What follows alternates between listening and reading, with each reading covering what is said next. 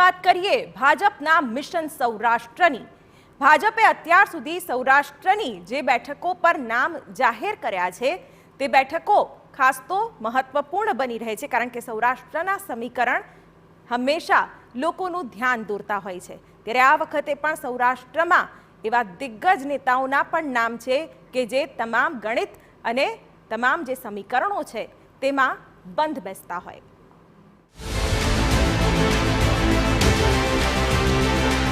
ભાજપનું મિશન સૌરાષ્ટ્ર 5 બેઠક પર ઉમેદવાર જાહેર,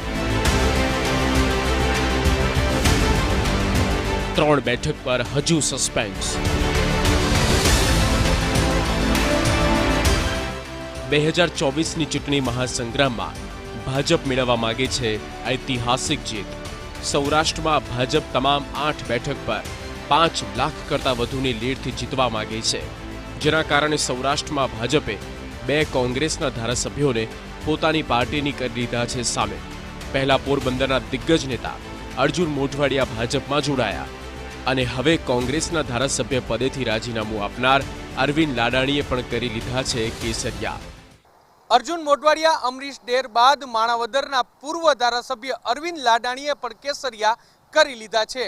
આ વખતની લોકસભાની ચૂંટણીમાં ભાજપ માત્ર વિજય નહીં પરંતુ 5 લાખની સરસાઈથી વિજય મેળવે તે પ્રકારનો દાવો કરી રહ્યા છે અને એટલા માટે જ કોંગ્રેસના દિગ્ગજ નેતાઓને પોતાના તરફ વાળી રહ્યા છે।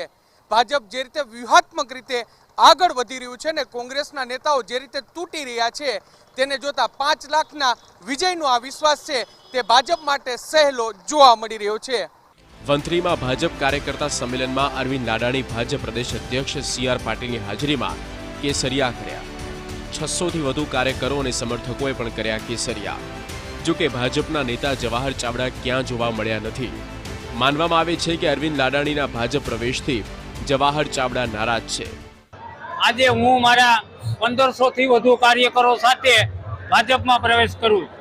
ખાસ કરીને જવાહરભાઈ ચાવડા તમારી સામે લઈને આજે તમારી પ્રવેશ જે કાર્યક્રમ છે એમાં હાજરી નથી, શું કહેશો? એ બાબત કાંઈ આમાં ના હોય। જવાહરભાઈ ભાજપના કાર્યકર છે, હું પણ આજથી ભાજપનો કાર્યકર છું। સંજોગો વસાત ના આવી શક્યા હોય એટલે તમે લોકો આ જે વાત કરો એમાં હું તમારી સાથે સહમત નથી। સૌરાષ્ટ્રમાં હવે માત્ર એક જ કોંગ્રેસના ધારાસભ્ય છે, એટલે ભાજપે સૌરાષ્ટ્રમાંથી એક રીતે કોંગ્રેસનો સફાયો જ કરી નાખ્યો છે। હાલ સૌરાષ્ટ્રમાંથી ભાજપે પોતાના 2 દિગ્ગજ નેતાઓને પોરબંદર અને રાજકોટથી મેદાને ઉતાર્યા છે। જોકે હજુ જૂનાગઢ, અમરેલી અને સુરેન્દ્રનગર પર ઉમેદવાર ઉતારવાના બાકી છે। આગામી લોકસભાની ચૂંટણી માટે ભાજપના ઉમેદવારોની બીજી યાદીમાં સૌરાષ્ટ્રની 4 બાકી બેઠકો પૈકી ભાવનગરના ઉમેદવારનું નામ જાહેર થયું છે। વર્તમાન સાંસદની ટિકિટ કાપીને ભાજપે અહીં નીમુબેન બાંભણિયાને ટિકિટ આપી છે। જોકે હજુ પણ ભાજપનો સૌરાષ્ટ્રમાં પેચ ફસાયેલો જોવા મળી રહ્યો છે। જૂનાગઢ, સુરેન્દ્રનગર અને અમરેલી બેઠકમાં કોને ઉમેદવાર જાહેર કરવા તે અંગે હજુ સુધી ભાજપ મંત્રણા કરી રહ્યું હોય તેવું સ્પષ્ટપણે લાગી રહ્યું છે। જે રીતે સૌરાષ્ટ્ર કચ્છની 8 બેઠકો પૈકી 5 બેઠકોમાં ઉમેદવારના નામ જાહેર થયા છે અને તેમાં જાતિગત સમીકરણનું પૂરેપૂરું ધ્યાન રાખવામાં આવ્યું છે, તેને જોતા આ 3 બેઠકો પૈકી સુરેન્દ્રનગર અને જૂનાગઢ બેઠક કોળી સમાજના ફાળે, જ્યારે અમરેલી બેઠક છે તે લેવા પટેલના ફાળે જાય તે પૂરી શક્યતા જોવા મળી રહી છે। જોકે આ 3 બેઠકો પૈકી કયા સાંસદને રિપીટ કરવા કે કયા નવો ચહેરો લાવવો તે એક મોટો સવાલ છે અને જેને લઈને જ ભાજપ અંતિમ ઘડીની મંત્રણાઓ કરી રહ્યું છે। ભાજપ હાલ 5 લાખની લીડના મિશનને લઈને આગળ વધી રહ્યું છે। ત્યારે આપને બતાવીએ ગત 2019ની ચૂંટણીમાં સૌરાષ્ટ્રની બેઠક પર ભાજપ અને કોંગ્રેસને કેટલા મત મળ્યા હતા। 2019માં રાજકોટ બેઠક પર ભાજપ 63.47% મત, જ્યારે કોંગ્રેસને 32.65% મત મળ્યા હતા। જામનગર સીટ પર ભાજપને 58.52% મત, જ્યારે કોંગ્રેસને 35.09% મત મળ્યા। ભાવનગર બેઠક પર ભાજપને 63.51% મત મળ્યા, જ્યારે કોંગ્રેસને 31.86% મત મળ્યા હતા। સુરેન્દ્રનગર બેઠક પર ભાજપને 58.63% મત મળ્યા, જ્યારે કોંગ્રેસને 32.88% મત મળ્યા। પોરબંદર સીટ પર ભાજપ 59.36% અને કોંગ્રેસને 35.17% મત મળ્યા।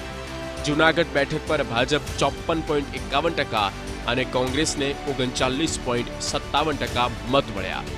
અમરેલી સીટ પર ભાજપને 53.99% અને કોંગ્રેસને 34.68% મત મળ્યા હતા. ગત ચૂંટણીની મતોની ટકાવારીથી સ્પષ્ટ થઈ રહ્યું છે કે સૌરાષ્ટ્રમાં કોંગ્રેસની સ્થિતિ સારી નથી અને હવે તો સૌરાષ્ટ્રના 2 ધારાસભ્યો પણ ભાજપમાં સામેલ થઈ ગયા છે. આવી સ્થિતિમાં કોંગ્રેસના દિગ્ગજ નેતાઓ સૌરાષ્ટ્રમાંથી ચૂંટણી લડવા પણ નથી માંગી રહ્યા. રાજકોટથી મોહિત ભટ્ટ સાથે બ્યુરો રિપોર્ટ TV9.